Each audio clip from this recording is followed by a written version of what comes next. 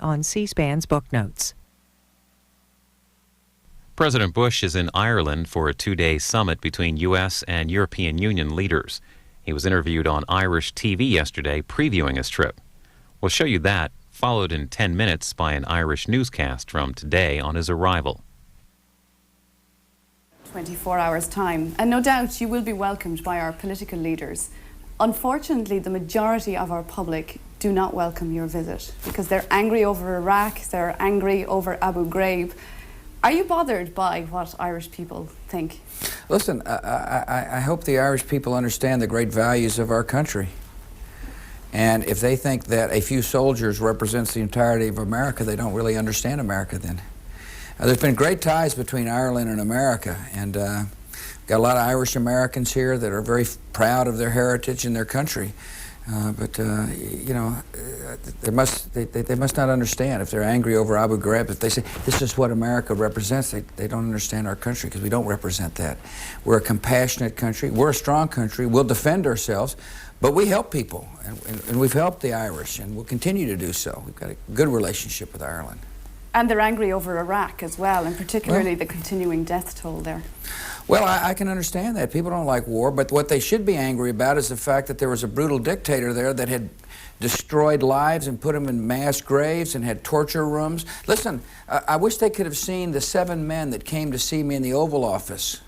They had their right hands cut off by Saddam Hussein because the currency had devalued when he was the leader. See? And guess what happened? And Americans saw the fact that they had their hands cut off and crosses or X's carved in their forehead. And he flew them to America, and they came to my office with a new hand, grateful for the generosity of America and with Saddam Hussein's brutality in their mind. Now, look, Saddam Hussein had used weapons of mass destruction against his own people, against the neighborhood. He was a brutal dictator who posed a threat, such a threat that the United Nations voted unanimously to say, Mr. Saddam Hussein... Indeed, Mr. President, but you didn't find the weapons of mass destruction. May I finish?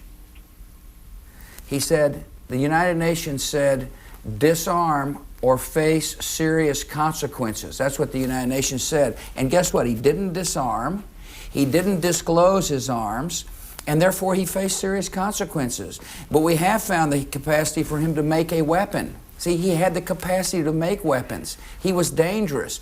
And no one can argue that the world is better off with Saddam Hussein, if Saddam Hussein were in power. But, Mr. President, the world is a more dangerous place today. I don't know whether you can see that or not.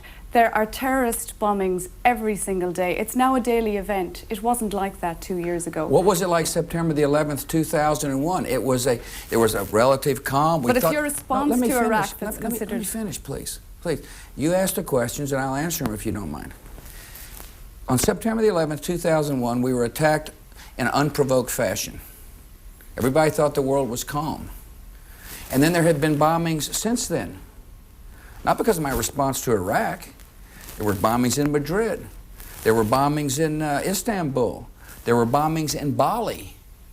There were killings in Pakistan. Indeed, Mr. President, and I think Irish people understand that, but I think there is a feeling that the world has become a more dangerous place because you have taken the focus off Al-Qaeda and diverted into Iraq. Do you not see that the world is a more dangerous place? I saw 4 of your soldiers lying dead on the television the other day. A picture of 4 soldiers just lying there without their flak jackets. Listen, nobody cares more about the death than I do. Is there a point at which... Let me finish, please, please. Let me finish, and then you can follow up if you don't mind. Nobody cares more about the deaths than I do. I care about it a lot.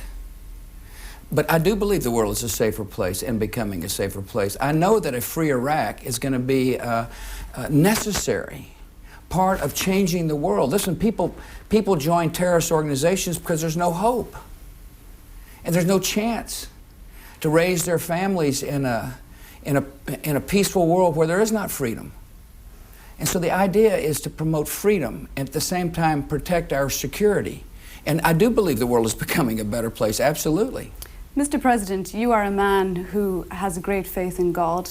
I've heard you say many times that you strive to serve somebody greater than yourself. Right. Do you believe that the hand of God is guiding you in this war on terror? I think, listen, I think that that my relationship with God is a very personal relationship.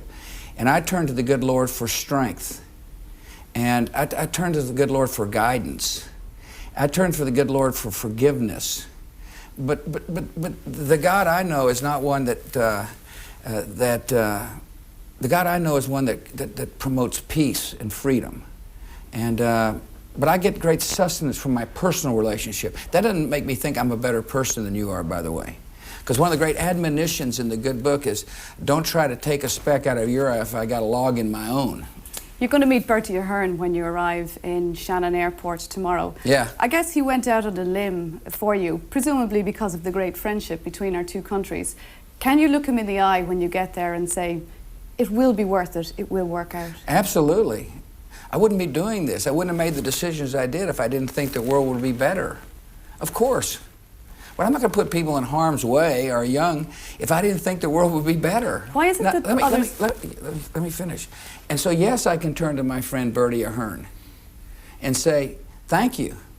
Thanks for helping. And I appreciate it very much. And there'll be other challenges, by the way. Why is it that others don't understand what you're about? I don't know.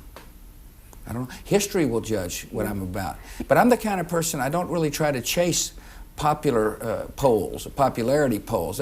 My job is to do my job and make the decisions that I think are important for our country and for the world. And I argue strongly that the world is better off because of the decisions I have made, along with others.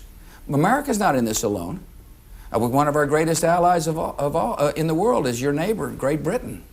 Tony Blair's been a strong advocate for not only battling terrorists, but promoting freedom, for which I am grateful. Let me say one other thing about America that your viewers must know, is that not only are we working hard to promote security and peace, we're also working to eradicate famine and disease.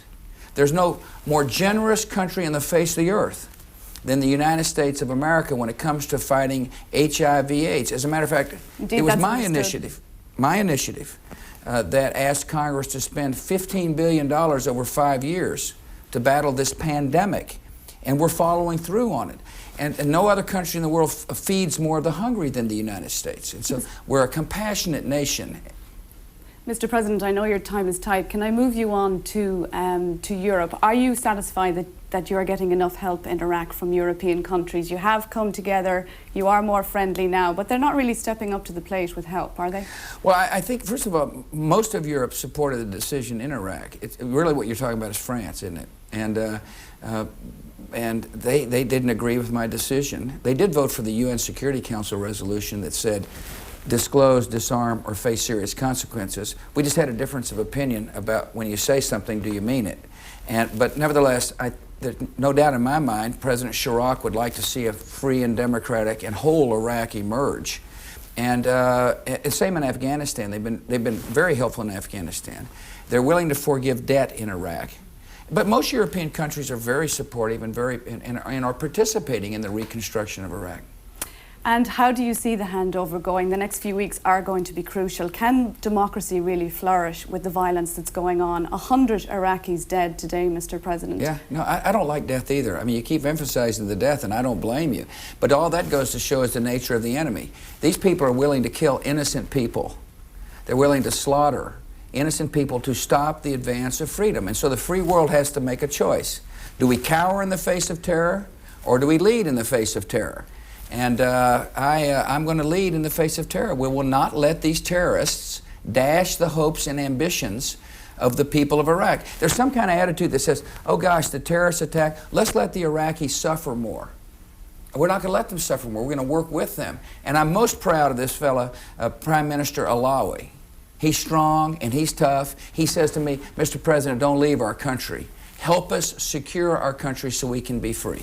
Indeed, Mr. President, just to get back to that, can I just turn to the Middle East? Sure. You will be discussing at the EU summit the idea of bringing democracy to the broader Middle East. Right.